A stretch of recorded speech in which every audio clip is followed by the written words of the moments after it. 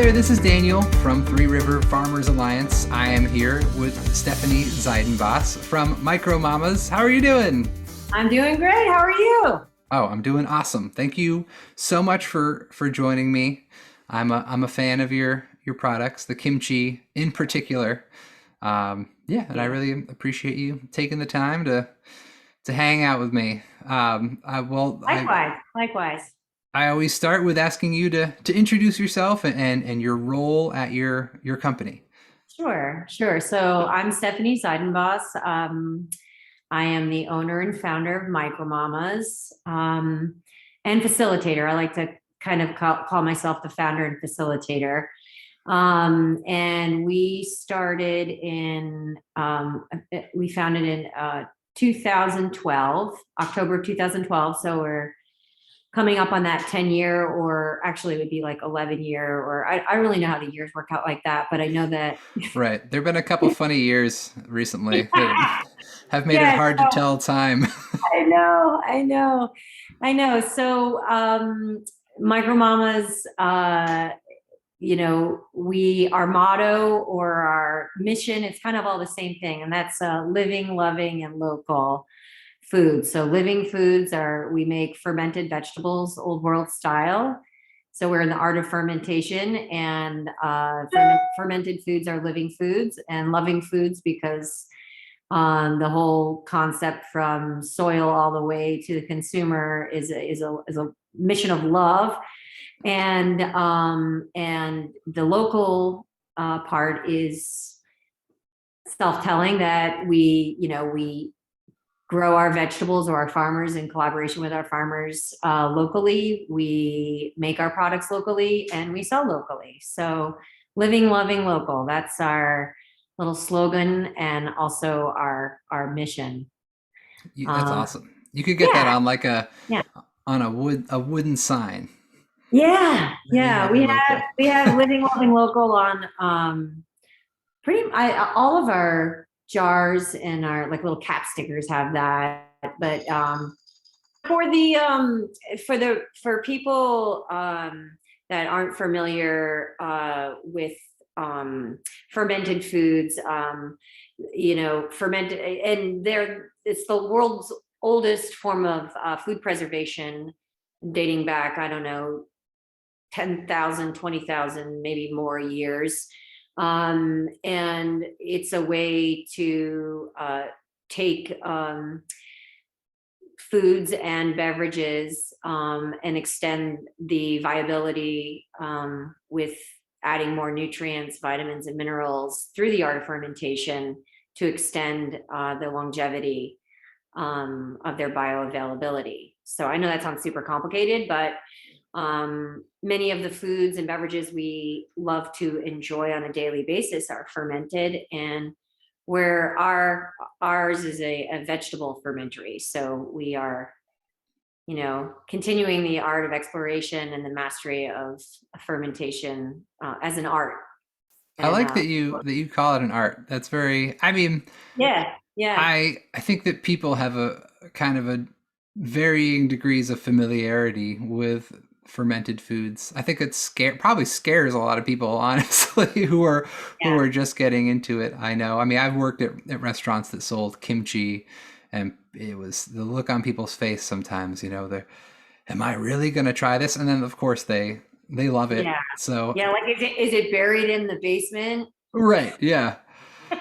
Yes, it's buried in the basement with our old Yeah, well, coworkers. No. hey, coffee and beer is fermented. So I think that pretty much everybody in the whole wide world, if they don't drink both, they definitely drink one. And chocolate, is fermented, and some of the best delectable things in life are fermented. That's really interesting. I Um, mean, I definitely knew about, well, of course, beer. I didn't think about chocolate. That's very yeah, interesting. yeah, yeah. It's not all forms of chocolate and their fermentation process are authentic and real and have the same properties. But yeah, chocolate, coffee, beer, traditional beverages from around the world, yogurts, kefirs, kombucha. It's all dates back to the exploration and the art of fermentation to extend local harvest for year-round consumption. And that's what we do. We take New Hampshire grown fruits and vegetables, also several farmers throughout New England. In the colder climates, we have a shorter growing season. So to maximize the harvest, we, in the art of fermentation, you're essentially making your localized products available year round through extending their life and then actually adding to their life by enhancing the vitamins, nutrients, and minerals in the local cabbage, beets, carrots, turnips, scallions, dill, garlics, and through the act of fermentation, the starches and the sugars are broken down, changes the constitution of the vegetable, enhancing the nutrients, vitamins, and minerals, reducing their sugars. So you don't have the same product of a head of cabbage pre-fermentation than you have after. And we certainly wouldn't recommend you not eating your raw cabbages and your raw fruits and vegetables, but when you ferment, you actually accelerate the vitamins, nutrients, and minerals. So you not only get your localized end product, but you're also enhancing the true value added product is fermented foods. And so that's a really cool way to look at it. And also you're getting, like, in your cold months of January where nothing's growing in New Hampshire, like where we are right now, if you're not in a greenhouse, whatever, you're eating a localized, locally, grown, made, and sold food, which has a huge impact on our economic structure, our local food web, and in addition to a social impact. So that's a feel-good business. Yeah, I mean that's our whole, that's kind of our whole game right there, is having a positive impact on the food systems, really. But I mean, it's wonderful to hear the depth at which you are approaching this is so far greater than I would have even imagined. I think maybe selfishly, I just think people make food like, oh, you ferment stuff so it tastes cool. There's a lot more to it than that. I didn't even really, though it's apparent, I didn't really think about the preservation part and the, like you said, the accelerating the different processes of vitamin growth and things like that. That's amazing. It sounds like you know a lot about what you're talking about there. Well, back when I talked to a lot of people, typically the baby boomer customer, there's a lot more stories of that when everybody's grandparents had a crock of sauerkraut in the basement, but the whole reason that fermentation came about in the first place 10,000 years ago was so people didn't starve to death. In colder climates, they had the same issues that we have as far as things not growing out of the ground in colder climates. Of course, we don't face that. We have some food security issues, but not like they had 100 years ago, 200 years ago, 300 years ago. And fermentation was an act of survival. So if you didn't ferment back then, you may starve through the winter. In addition to having animal husbandry in your backyard, local farms, everybody was a farmer. And through the day and age that we live in, not everybody has that backyard farm. But the importance of supporting the members of our community that do have the farms, small scale, and I imagine that all farms in New England could be considered small because they're not on 100,000 acres of a monoculture crop in Illinois or Indiana or wherever in the Midwest. That just because you don't have a backyard farm doesn't mean, or a small farm in your backyard, doesn't mean that the importance of that for our local community food web economics, like we were talking about before, is essential in supporting, the mission of these good, long, hard days workers in creating, sustainability for all of us. So, you don't have to be the backyard farmer, but you can certainly support one. Right. I mean, I think that it's interesting what you say about the boomers having more of a connection, maybe on average, to Yeah. those traditional food Yeah. things, Yeah. because as a millennial, everything was, I can't believe it's not Butter Light and Diet Pepsi, and I mean, everything that, What do you mean chicken doesn't grow on a yellow right. styrofoam in the grocery I mean, store? everything that we ate, and obviously different people's parents have different habits and things like that, but Yeah. everything that we ate growing up was mostly came out of a package. And I think that you see a lot of, culturally, you see a lot of drive now, people, or demand, I should say. People really want the real product. They want to know where the food comes from, because they Yeah. spent the Yeah. first part of their life just eating food out of the same package that a toy would come in. So it's, I Yeah. think that that's a really natural way for us to get to kind of this, what seems to be this new demand and new interest, where people are trying to get back to the roots, I should say. Yeah. And it's interesting also, I've thought about this a lot, and living in such a digital technological world, which will continue to grow that way. I think, on a very primal level of needing nourishment, and the pun, obviously can come from food, always to me, and still does in all of my, all parts of my life, is relationship, right?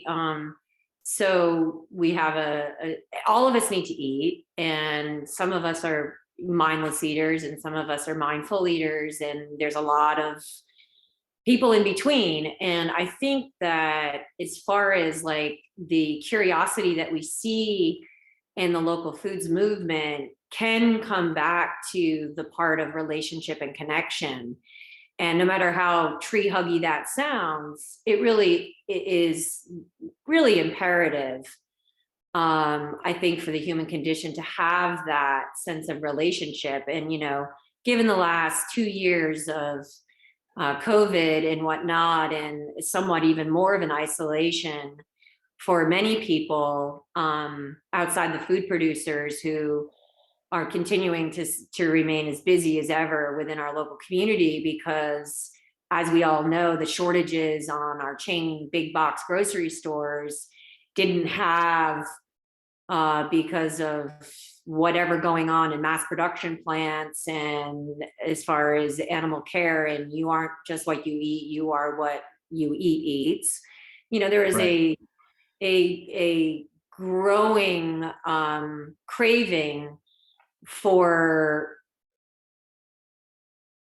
availability, but also a growing craving for relationship in the same basket of that. We can't deny that, if only 50% of people, when we come on the other side of this, have their normal go to work lives, even the go to work lives, if they're removed and now working at home, or if there's only 25% going back full time, we now are solving, or in the situation of trying to solve a bigger human need, which is connection, right? And if we can, kind of pair up our connections that we have in our relationships with people that are associated with our food, that's brilliant. And that's what, if things come full circle.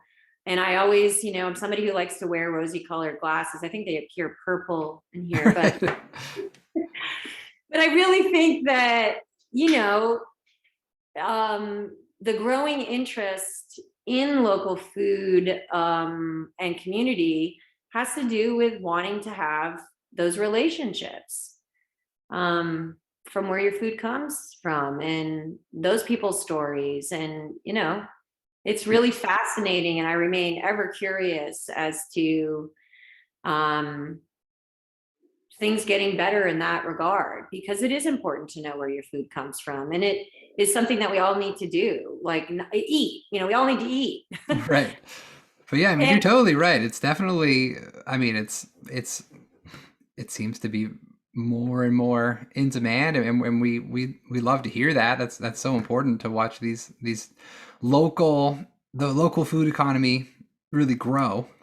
yeah. Is there a specific mission statement that you have, or a specific Yeah, I goals that kind of you'd like to wrote something share? down. So extending the availability of localized foods through the art of fermentation for year-round consumption. And I also wrote down um, the mission statement of the 3 R's, we like to call it, is respectful, responsible, and reciprocal.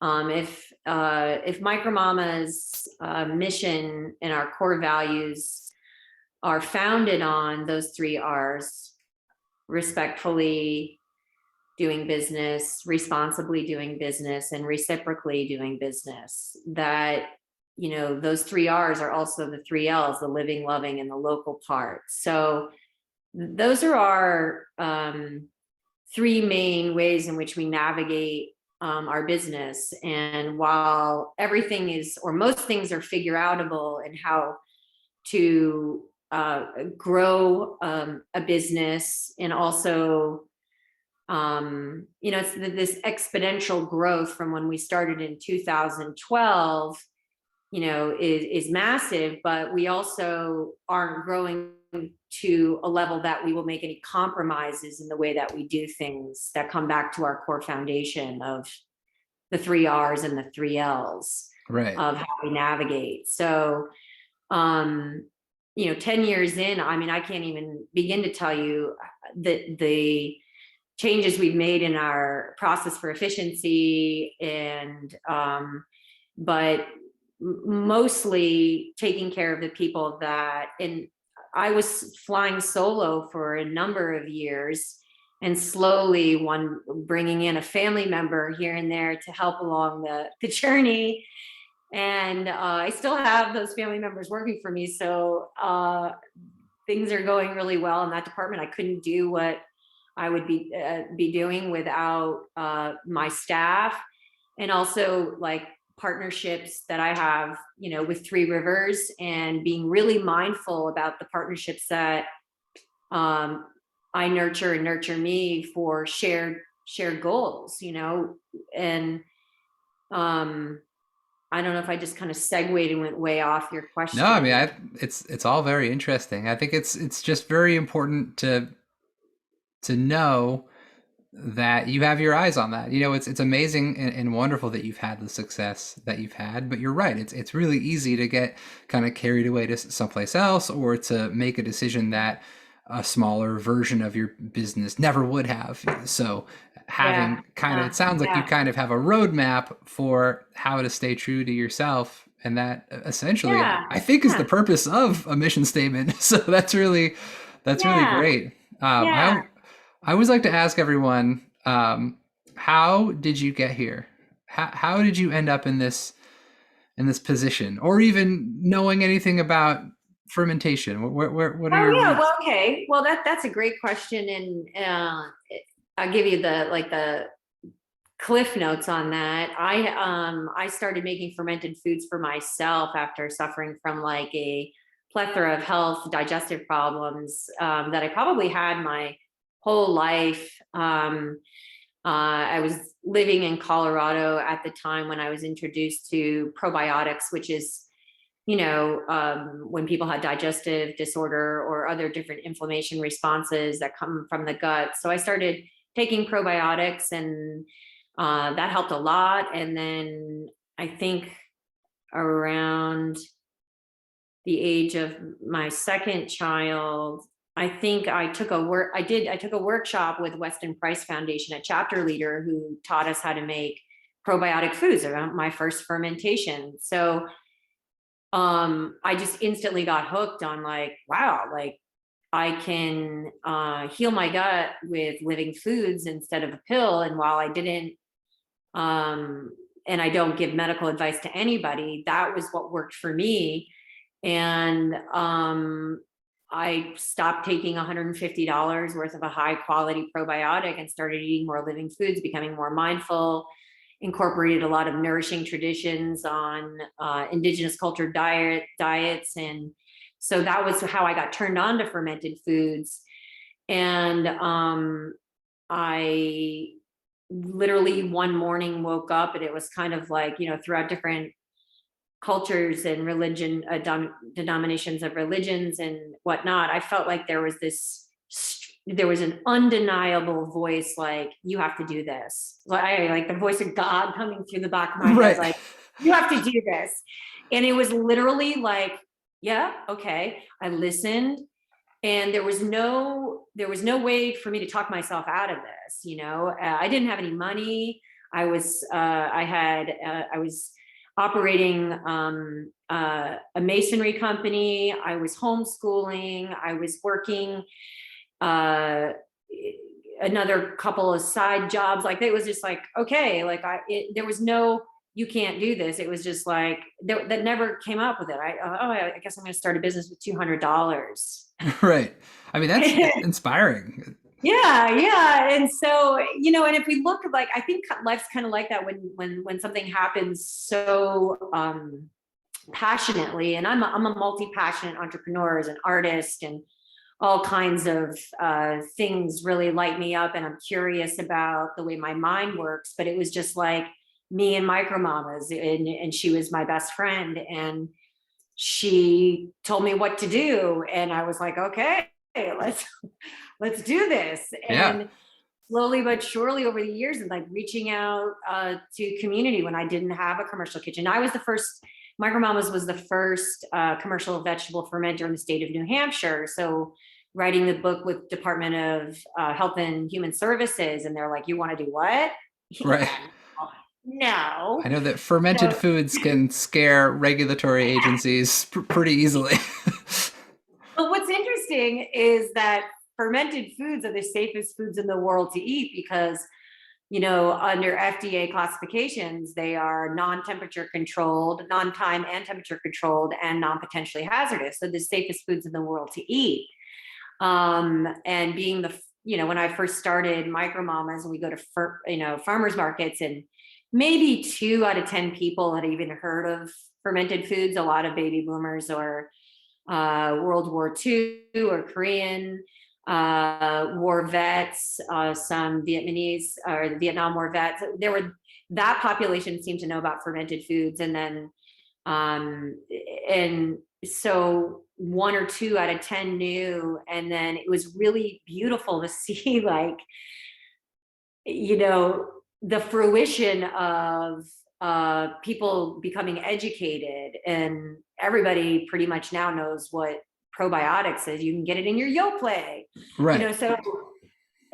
So the timing of Micro Mamas and I sharing this journey together, we've watched a tremendous awareness of the beneficial aspects of incorporating fermented foods into your diet. So that's been really fun to see. And a lot of people at advisory committees be like, oh, there's competition. I'm like, great. Right. Competition. Yeah.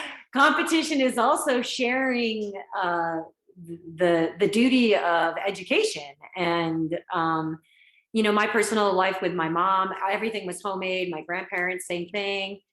So I didn't have to learn, where my food came from. I didn't have to learn the gardening or the farming aspect so much. I mean, not that I still am not learning. It's just that it was very natural for me to have, my life story and education come to total, yeah, this is what we're doing. This feels good. And so, yeah, That's that's amazing. long-winded, No, but I mean, I appreciate it. I think it's really inspiring to, I mean, I think probably the most, you you didn't really say it out loud, but what I was hearing you say was, I just woke up one day and decided to believe in myself. You know, Yeah. you can't. There was no plan B. You were starting No, this there was business no plan because you B. decided to, and you were going Yeah. to succeed or not. But it didn't really matter because you were doing the thing you chose to do. And I think, I mean, I Yeah. always find Or a the thing way. that chose me, like, or the thing Yeah, that chose me. I think it was like a mutual, it was a mutual thing. I mean, like, so I make microbial living foods. And, if you wanted to get into like the total weird side of what I do, it's like these microbes are, the world's oldest form of living matter. And, I have a relationship with the microbes. They have a relationship with me. We all, we're 90% microbial makeup and 10% human. So, like it's I have a symbiotic relationship with micromamas, them being the microbes, and me being totally outnumbered by the millions. You are too. I mean, every human right. being Yeah, we're outnumbered by microbes, but we're in the that's industry and business model of like the healthy microbes that heal people, places, and things. So that feels pretty awesome. that's a very great worldview. I was thinking about the saying the other day. It's when you're stuck in traffic, like you're not stuck in traffic. You are traffic. It's like you're part of the Yeah. problem. And so I know it probably sounds, this is a little bit less of a conventional thing to say, but it's like you're not just enjoying food, you are food. So it's, Yeah. and so it's kind of, we don't like to think about it, but, or a lot of people don't, but you are going to return to this earth that created you somehow. And Sure. so it's very interesting, I think, Yeah. yeah, Well, I mean, part I of that guess. that's part of that's cultural too. And I think that as we evolve, and hopefully we do, because you either evolve or dissolve every day. Right. And that and I think this is also symbiotic of our interest in local foods, our relationships with our food, and the relationships that are attached to our food. And while we are here, I think we all have the impact, we all have the decisions to make an impact on the things that we decide. And that goes back to the simplicity of what you're having for lunch. And it doesn't have to feel heavy, like there's no dogmatic way to approach larger evolution or smaller evolution onto one's own life to make a difference, the ripple effect, right? And I think that the most primal need for food, water, and shelter, um, if we're to have, significant, lasting legacy in the realm of like, did we have a good life? And I mean, now we're going like really deep. But if we're to have a really good life, like the simplicity, something as basic as your food, you can't get more basic than that. Like if you have a relationship with nothing else, but you have a good relationship with your food, you actually that trickles and that ripples out to having a good life with lots of different people, right? Because chances are you're not growing your entire pantry and refrigerator of food in your backyard. Yeah, I mean, you make a good point. I mean, it's important to enjoy all of these things, and I think that elevating any experience is very, I don't know, it's fulfilling. So I Yeah, mean, it's yeah, it's like, alchemy. I mean, like it's alchemy. Like, but I mean, everybody's got a personal legend to live. And I think that like if you're having a really shitty day and all of a sudden you look down and you're like looking at your local egg frying up in your pan, you're like, I made a difference.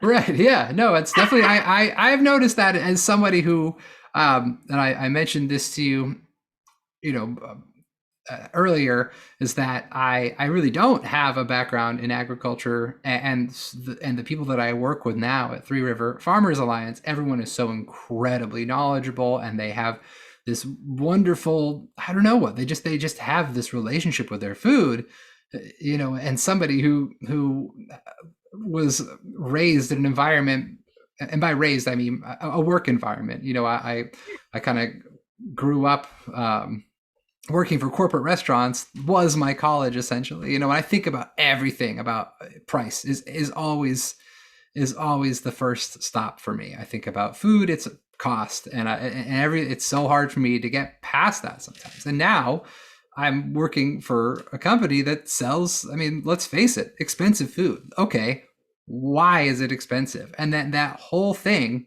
is the purpose. And so Right. being Well, able to right. find, Exactly. it's like It's actually everything. not expensive. It's just actually the real price of food. And I Right. think that Yeah, I that's a think that's the good. greatest misconception is like, people see, and let's get all the cards on the table. Not everybody can afford the food security that we're talking about, right? Right. There's radical injustices in the food paradigm of healthy, clean foods and accessibility to different populations and demographics. So I'm not denying that. But it's really nice to see, like, a mushroom off of that is that a lot of these farms, organizations, and the social impact that when local food systems are supported, that we also have the opportunity to grow and give more to the less fortunate, no matter what that looks like. And I'm not saying that everybody does do that, but that is a social impact in voting for the dollar. Because you're right, like we are brought up, raised, we have budgetary restrictions for what's in our pocketbooks to feed ourselves, our families, and our loved ones. And but if we're taking the entire budget into perspective, it always boggled me how somebody can pay $5.50 for a really shitty coffee, Right. and I'll pay $5.50 for 12 eggs that will cook them breakfast every day of the week. So in the transparency of that honesty comes understanding. And there's some really great books out there. One recent one is not recent, Full Moon Feast by Jessica Prentice, which was one of my early ones on it. It's like, people simply do not know the cost of food. Yeah. And it's not our faults, right? Like, we go into the grocery store and we can buy 22 little Debbie's for 99 cents.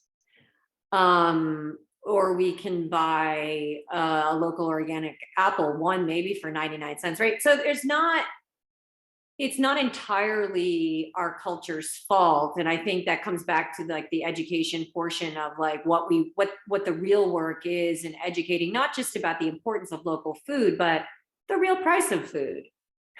Yeah, no, it's very important to think about those things. And yeah, I mean, my purpose, or my point in bringing it up is that, as I have this, we're all on a different journey with where we're at with the food system, Yep. so for me, exploring more local foods, and meeting all of these farmers, and finding out about all these wonderful producers, and not that I'm totally naive to their existence, but for someone who works at my company, I'm definitely newer to this. And so Yeah. it's been really rewarding to you know reach past the normal thing, reach past your Acme brand pickles and grab Micro Mamas, and then every time it gets you excited to open up your refrigerator door, and I find that way with all these products, the more things that I try,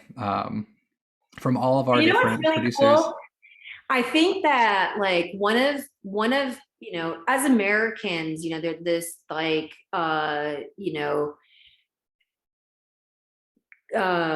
competition and dogma to do the right thing, and the heaviness of like, oh my God, I'm not doing enough, or our alignment or our rejection of certain, like, call it trends or whatever. I think that letting ourselves off the hook when it comes to making small decisions, there's no wrong way to incorporate one single localized item in your refrigerator, right? Like, it doesn't have to be all or nothing. Like, and if everybody is making at least an effort without being attached to, I'm not doing enough. Like, I don't know if that's like being raised a Catholic thing, I'm not doing Right. enough, or yeah, or whatever, like the pressures of pop culture, or people not thinking that making a small, tiny adjustment, even like $5 a week in your food budget, makes a difference, because it does, like, Yeah. really does. And then eventually, like, and the other thing is, like, you know, you can simply go to a restaurant that's already doing the work integrity, like, spoil yourself to go out. If you have the funds to go out and spoil yourself to a restaurant, there's so many out there that have done the hard work for you. You just got to sit down and enjoy the meal and Yeah. pay the bill.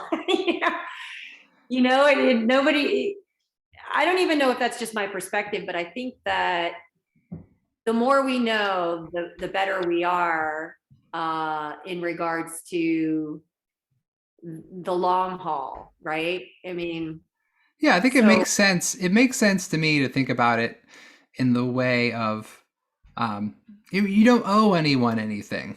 mhm, You can go to the store and buy whatever you want. You can do whatever you want. exactly. Hopefully, It's fair. like, Yeah. so it's not about. And I think some people do get caught in that, and that they think I should be doing more. But really, I mean, you don't owe anything.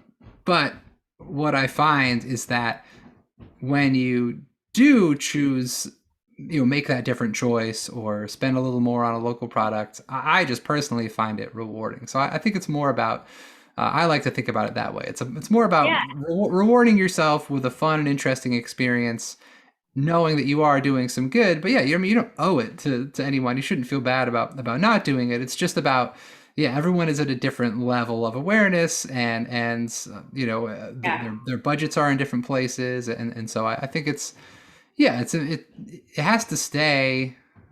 It is very important, but it has to stay fun, or it should stay fun. It's Oh, a, it it's should a stay fun. curious, And yeah. So it should stay fun, but the dark, the elephant in the room, when we, I always say navigate from a place of joy, go with yeah, the flow. Paddling upstream is really difficult. We have a lot of choices available to us within our budgetary realms. And there's great initiatives happening, like, recently the bill, and I actually don't know if it passed or not, but the bill that is up for localized foods in school systems. And you can get politically involved, or you can not get politically involved. And the choices that you make with food sometimes are political and sometimes they're not. It seems like you can't get away from politics in general. But I think the elephant in the room is that, and this was actually in one of some of the readings that I've read, is that it's interestingly enough that the word codependency, has gotten a really bad rap for a lot of right reasons. But the interdependency part of codependency, because we are codependent on the people that grow our food, give us milk and cheese, and make sure, our water pumps are running and all of this. Like, I think if we shift kind of the paradigm feeling or look on our interdependency and our codependency, that shows our vulnerability, in general in life. And being vulnerable to global warming is a real thing.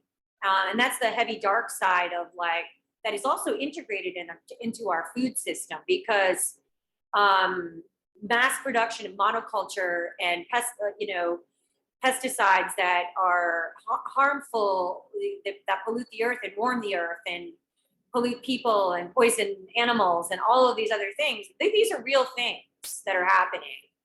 And without getting overwhelmed to the dark side of certain realities, it can be immobilizing to think of, oh my God, it's too far gone. What can I do? There's nothing to do. I think I'll just not do anything. And I think that's polarizing, and that's an opposite thought towards our natural way to be problem solvers and make our lives really good and whole. And there's lots of different missions and causes. And I think, if we come back down to the level of our purpose, it's just like, do one good thing today. And what we don't realize is that one good thing, back to what I was saying before, not to be redundant, is the rippling out effect for the larger picture, and also addressing the elephant in the room, or the elephant on the earth. So there's that, and I don't think we should take away from the seriousness and our level of activism and making it better. But it's going to take a lot of people. But even one out of a million are more powerful than none out of a million. Yeah, Right? it definitely. Yeah, I mean, that's a great point that that it's all connected, and your decisions matter, Yeah. and it's Yeah. fun to be, and like I said, rewarding to be. Totally. Hopefully, a part of something that's making a difference and trying to improve our local food systems. Um, Absolutely. I always ask people, how does Three River Farmers Alliance contribute to what you do, or how do we work together? So that I kind of tapped on it before. So our partnership with Three Rivers has been integral, with first of all, we are in a transparent, trustworthy, responsible relationship of doing common work for the common good. And when Micro Mamas partnered with Three Rivers,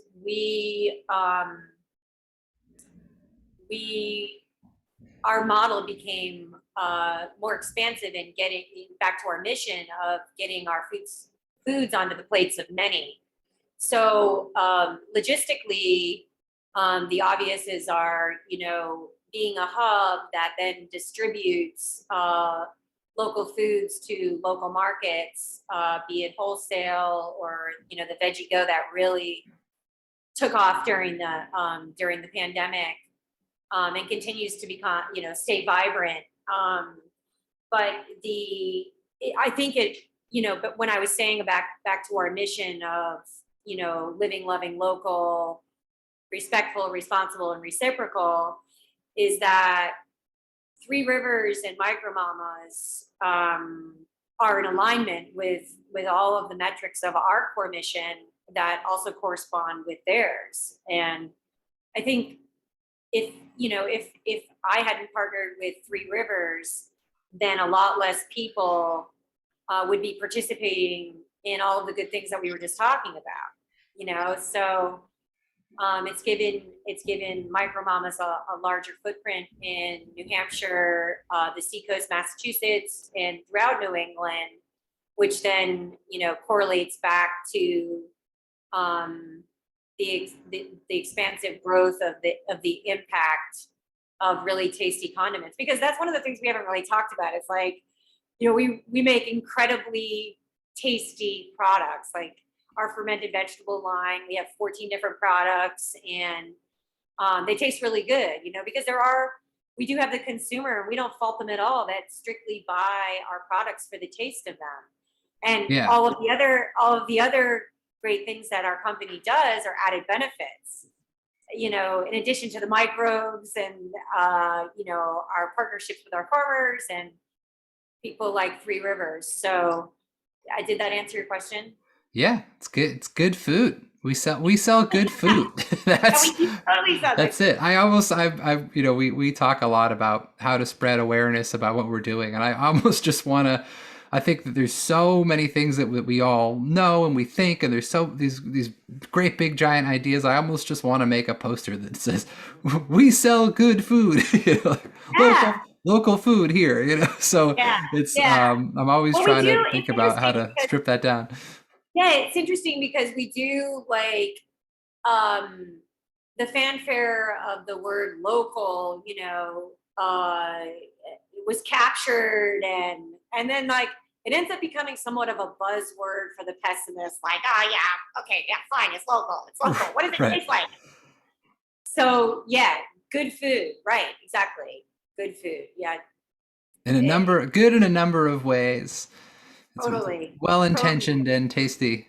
So do you have any goals for the future or specific things that you're working on as a company? Yeah, yeah. So when we, look at the dollars and cents of what we do, remaining sustainably um, viable and vibrant, looking at numbers as far as profitability and the business realm and of dollars and cents, we know that for our retail line, for our retail products to remain viable and available, that growing our food service sector is our primary focus on our business model for a number of different reasons. It accomplishes getting it to more of the plates of many. The chefs get to play with it. It's available because it's a easily available product for restaurants, cafes, cafeterias, institutionals. Uh, uh, we've done a number of different programs with Healthcare Without Harm, Healthy Foods in Hospitals. We're really looking to concentrate our efforts and grow our food service sector. The profits are a little bit higher, which helps us subsidize our retail line and also accomplishes other goals. But as far as bottom line numbers go, the profitability is a little larger for us in the food service sector and accomplishes more of the goals with the number of people we can help enjoy delicious healing foods. So a shout out to any restaurant that makes a Reuben, for example. Micro Mamas is, we deem ourselves the queen of kraut. And it's one of the easiest ways to get involved in all of the goodness by just, you're already serving your sauerkraut on your Reuben. Put some local sauerkraut on there and take it from, like, that's a great sandwich. That's an amazing sandwich. Yeah, Oh, I it's the like Queen Reuben of Kraut. Revolution. Yeah, I like Queen of Kraut. That's a fun line. Well, Yeah. thank you so much for joining me. I really appreciate Yeah. it, Thank you for and having us. we feel very fortunate at Three River to be able to carry your product to all the different places that we do, and it's just Thank been you. I don't know, it's great to meet you. Likewise. Thank you so much. And thanks for tolerating me going down every little angle of I mean, I don't know how well I stuck to I'm the script or. I always tell people that I say this on video interviews and podcasts. I say this in meetings too. Like I'm happy to have any conversation really, and I just enjoy it. I have fun talking about anything really. So Awesome. I'm happy to follow you anywhere you're going. And yeah, thank you so much Thank for you. doing Have this. a great week and happy January. And we'll connect soon. Okay, awesome. Thanks. Take care.